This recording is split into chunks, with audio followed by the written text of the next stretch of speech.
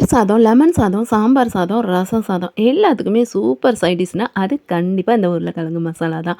அதுவும் இப்படி செஞ்சு பாருங்களேன், நான்வெஜ் டேஸ்ட்டுக்கே அவ்வளோ அட்டகாசமா இருக்கும்.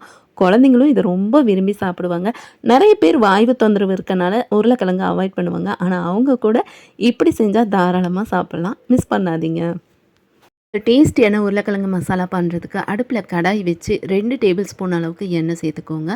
எண்ணெய் சூடானதும் பாதி மீடியம் சைஸ் வெங்காயம் வந்து இந்த மாதிரி கட் பண்ணி சேர்த்துக்கோங்க. இது வந்து நான் மீடியமாக கட் பண்ணி சேர்த்துருக்கேன். இந்த வெங்காயம் கண்ணாடி பதத்துக்கு வதங்கினா போதும். இதில் வந்து கருவேப்பிலை வந்து ஆப்ஷனல் தான், நான் இருந்தாலுமே இப்போ நான் வந்து ஒரு 4 கருவேப்பிலை இலைகள் சேர்த்துருக்கேன். வெங்காயம் இந்த அளவுக்கு வதங்கினதுக்கப்புறம் இதில் வந்து 1 டேபிள் ஸ்பூன் இஞ்சி பூண்டு விழுது சேர்த்துக்கோங்க. இஞ்சி பூண்டு விழுது பச்சை வாசனை போகிற வரைக்கும் நம்ம வதக்கிடலாம். உருளைக்கிழங்குல சைட் டிஷ் பண்ணால் பிடிக்காதவங்க யாருமே இருக்க மாட்டாங்க. எல்லாருக்குமே ரொம்ப பிடிக்கும். என்ன இது வந்து வாய்வுன்றதுனால தான் சில பேர் தவிர்ப்பாங்க. அதுவும் இந்த மாதிரி செஞ்சு பாருங்கள், கண்டிப்பாக வாய்வு பிரச்சனை கூட வராது. ஏன்னா இது நம்ம ஜீரகம்லாம் இதில் நம்ம சேர்க்கறதுனால கண்டிப்பாக வாய்வு தொந்தரவும் வராது உங்களுக்கு.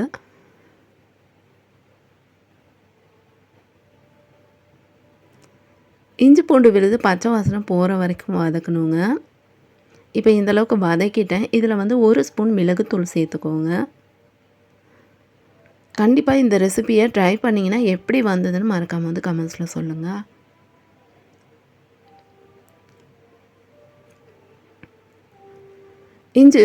மிளகுத்தூள் சேர்த்துட்டு ஒரு நிமிஷம் வதக்கிட்டு 1/4 டீஸ்பூனில் பாதி மஞ்சத்தூள், 1/2 ஸ்பூன் மிளகாத்தூள், 1/2 ஸ்பூன் ஜீரகத்தூள் சேர்த்துக்கோங்க.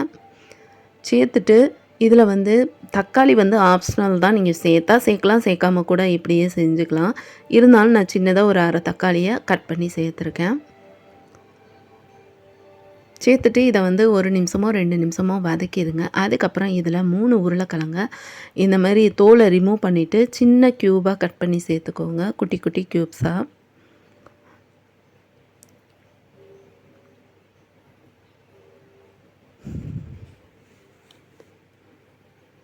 தேவையான அளவுக்கு உப்பு சேர்த்துக்கோங்க. சேர்த்துட்டு இதை ஒரு நிமிஷம் வதக்கிடலாம்.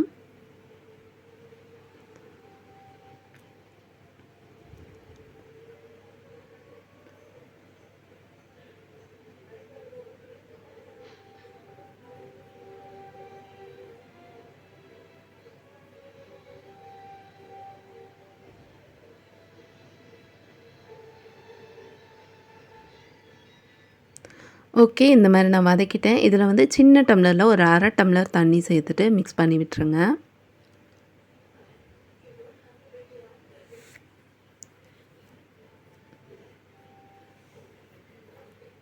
இப்போ வந்து இதை மூடி வச்சுருங்க. ஒரு 4-5 நிமிஷம் வேகணும் நல்லா. ஆனால் நடுவுலையே நீங்கள் திறந்து கலந்து விட்டுருங்க. ஃபைனலாக பாருங்கள், ரெடி ஆயிடுச்சு. நல்லா அந்த தண்ணியெல்லாம் இழுத்து எண்ணெய்லாம் பிரிஞ்சு வந்திருக்கு. சூப்பராக ரெடி ஆயிடுச்சு. உருளைக்கிழங்கு சட்டுன்னு வெந்துடும். ஒரு 4-5 நிமிஷம் வெந்தால் போதும் மூடி வச்சு. இப்போ வந்து இதில் மல்லித்தழை தூவி மிக்ஸ் பண்ணி இறக்கிடலாம். மல்லித்தழை இல்லைனாலும் பரவாயில்ல, அவ்வளோ சூப்பராக இருக்கும். இந்த மெத்தடில் கண்டிப்பாக செஞ்சு பாருங்கள். எவ்வளோ ஈஸின்னு பார்த்துருப்பீங்க. கண்டிப்பாக செய்யுங்க, அடிக்கடிக்கு செய்வீங்க.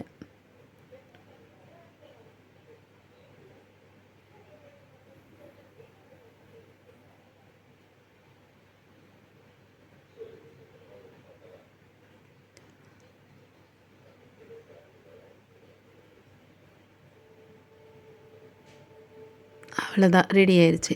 நம்மளோட சுவையான உருளைக்கிழங்கு மசாலா சூப்பராக ரெடி ஆயிடுச்சு. கண்டிப்பாக லெமன் சாதம், தயிர் சாதம், தக்காளி சாதம், சாம்பார் சாதம், ரசம் சாதம் எல்லாத்துக்குமே இந்த சைட் டிஷ் செஞ்சு அசத்துங்க. அட்டகாசமாக இருக்கும்.